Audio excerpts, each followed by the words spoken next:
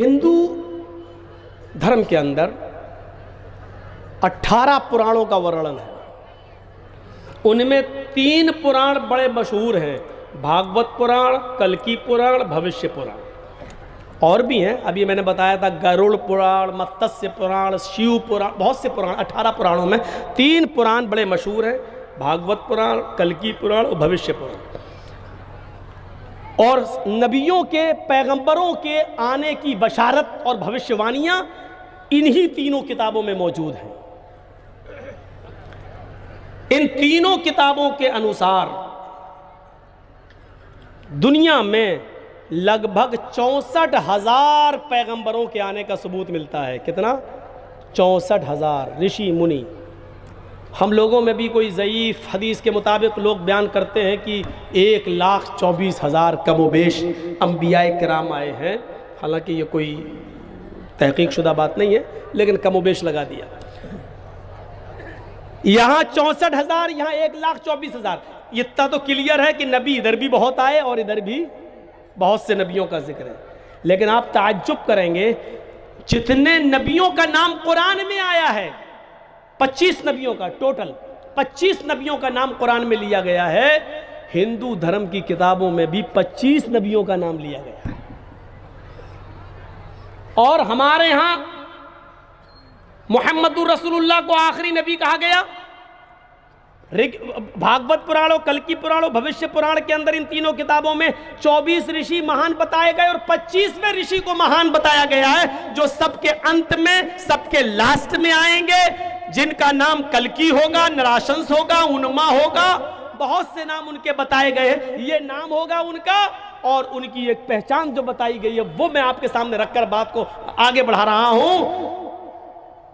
अज्ञान हेतु किरत मोह मदांधिकारम नाशम विधायम हि तदोदयते विवेका तथस्तु शंभल गिरा में सो तो स्वाजी जात मंगलाचार्य बहुला पापिता विभजिज्जता। श्रीमद् भागवत पुराण स्कंद 12 अध्याय 2 मंत्र नंबर 66।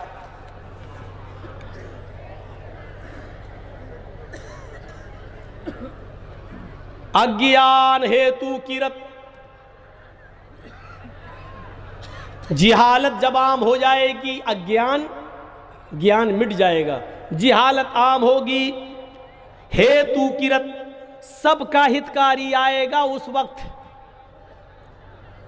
अज्ञानता, जुल्म, जिहालत आम होगी, अज्ञानता यानी जिहालत बढ़ जाएगी। तब इस अज्ञानता को मिटाने के लिए सबका हितकारी आएगा। सबके हित में, सबका हितकारी, मुसलमान का नहीं, सबका हितकारी। जैसे सूरज की रोशनी सबको मिलती है, हिंदू और मुसलमान के लिए अलग अलग सूरज नहीं है, एक ही सूरज। हिंदू और मुसलमान, सिख और ईसाई, पूरे देशवासी बल्कि दुनियावासी का, जगतवासी का, विश्ववासी का एक ही सूरज है।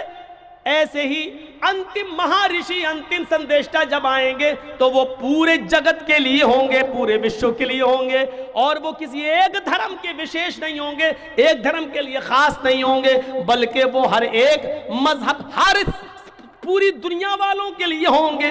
काफतल लिन्नासी बशीरन व नज़ीरा, हमने आपको पूरी दुनिया वालों के लिए खुशखबरी देने वाला और डराने वाला बनाकर भेजा है। वमा अरसलनाका इल्ला रहमतल लिल आलमीन, ऐ मोहम्मद सल्लल्लाहु अलैहि वसल्लम, हमने आपको पूरे विश्व के लिए रहमत बनाकर भेजा है।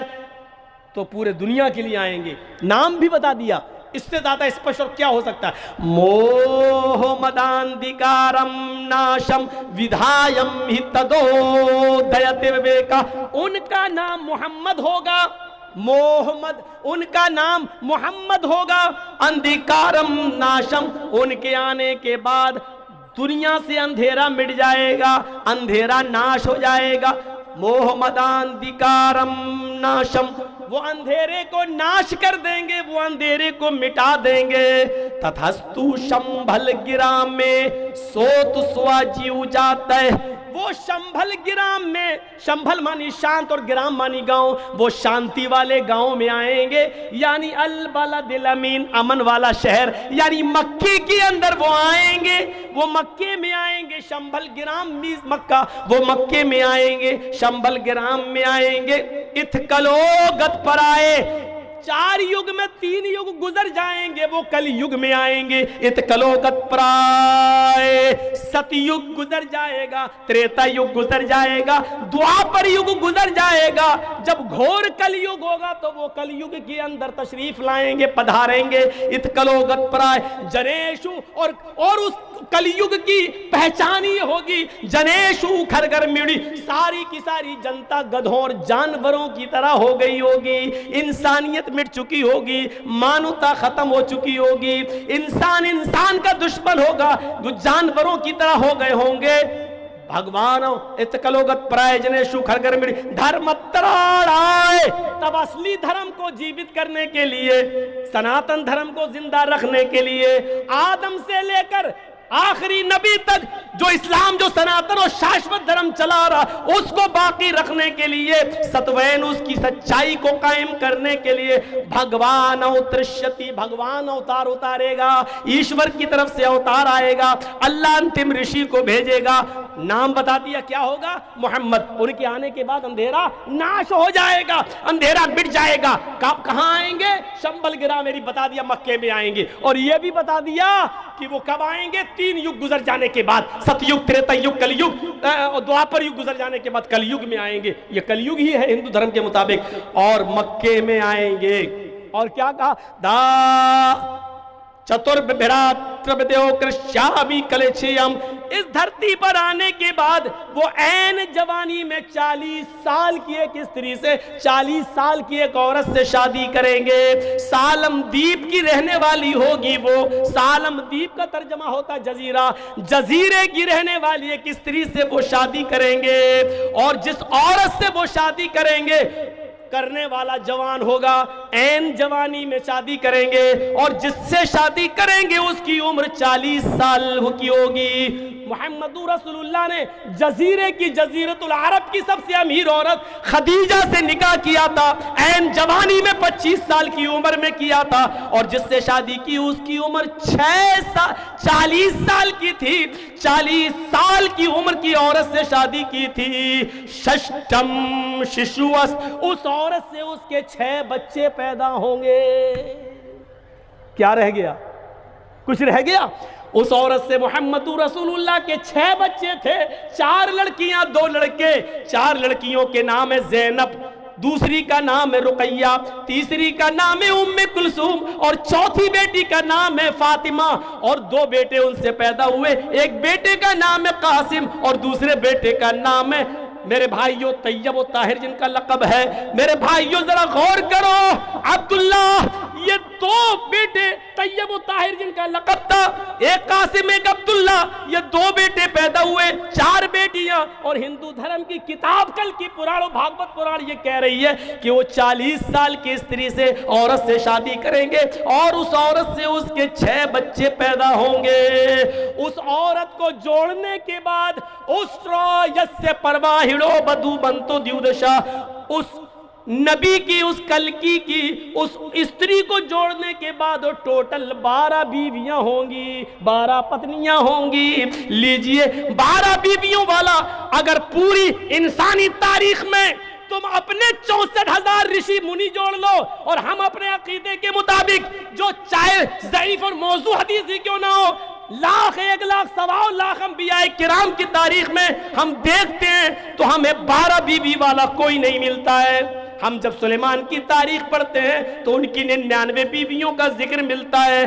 दाऊद अलैहिस्सलाम का जिक्र पढ़ते हैं तो उनकी 1000 बीवियों का जिक्र मिलता है। राजा महाराजाओं की तारीख पढ़ते हैं तो 300 औरतें रखने का रवाज पाया मिलता है। हम, मेरे भाइयों, रामचंद्र जी की तारीख पढ़ते हैं तो उनकी पत्नी सीता का जिक्र मिलता है, कृष्ण जी की भी एक ही पत्नी का जिक्र मिलता है। हमने तारीखें देखी है, पढ़ी है। ईसा अलैहिस्सलाम की हिस्ट्री उठाता हूं तो उनकी शादी नहीं मिलती है, वो बगैर शादी किए हुए सलीब पर लटका दिए गए तुम्हारे अकीदे के मुताबिक, और हमारे अकीदे के मुताबिक जिंदा आसमान पर उठा लिए गए हैं। वो कुर्ब क़यामत फिर आएंगे, काने दज्जाल का खात्मा करेंगे। हम उस तरफ नहीं जाना चाहते हैं, हटना नहीं चाहते हम वेदों के मंत्र से। मेरे भाइयों आओ, इतना कुछ करने के बाद का वो ऊंट की सवारी करेगा, यानी उस बस्ती में आएगा जहां ऊंट की सवारी होगी।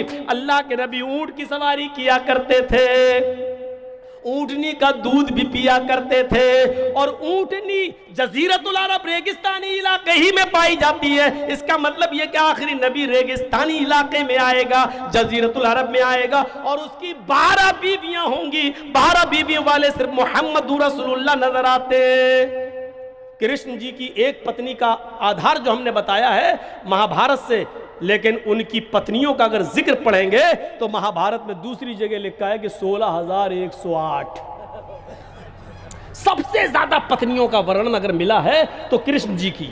बहुत से लोगों ने इस पे गाना भी बनाया, चारों तरफ गोपियां बीच में कन्हैया, तो वो एक अलग चीज है। बीवियां ज्यादा होना ये गलत नहीं है, पत्नियां ज्यादा रखना गलत नहीं है, लेकिन सवाल यह है कि 12 बीवी वाला आखिरी नबी होगा, जो आखिर में आएगा उसकी 12 बीवी होगी, और हम आखिरी नबी को ढूंढ रहे हैं हिंदू भाई हमारे। तो आखिरी नबी की 12 बीवी, और 12 बीवी किसकी थी?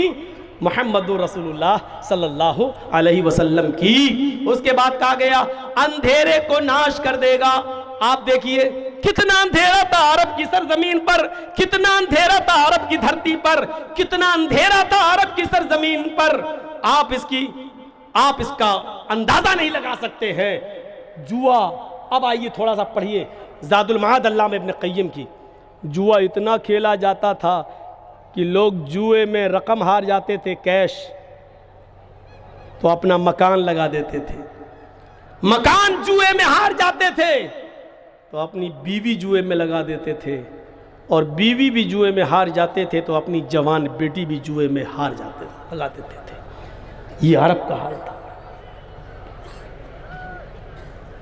पढ़िए इब्न क़य्यिम की किताब ज़ादुल मआद। इससे ज्यादा अंधेरा क्या होगा? बेटा अपने बाप के मरने के बाद अपने घर से चादर उठाता था और अपनी मां के ऊपर डालकर उसको बाहर निकालकर कहता था, लोगों मेरा बाप मर गया, मैंने अपनी चादर अपनी मां के ऊपर डाल दी, आज के बाद ये मेरी मां नहीं है, मैंने इसको अपनी पत्नी अपनी बीवी बना लिया। इब्न क़य्यिम की किताब ज़ादुल मआद। शराब तो इतना पीते थे कि मुस्नद अहमद की रिवायत, शराब के नशे में एक सहाबी ने बजाय अपनी बीवी के अपनी बेटी का हाथ पकड़ लिया और उसको खींचकर कमरे की तरफ ले जाने लगे। बेटी चीखी, बेटी की मां भागती हुई आई, अपने शौहर को धक्का दिया, उसको कमरे में बंद कर दिया और खुद बाहर अपनी बेटी को बचाया, निकाल लिया। जब होश में आए तो बीवी को पीटने लगे। बीवी ने कहा, पीट चुके? हाँ। बंद क्यों किया?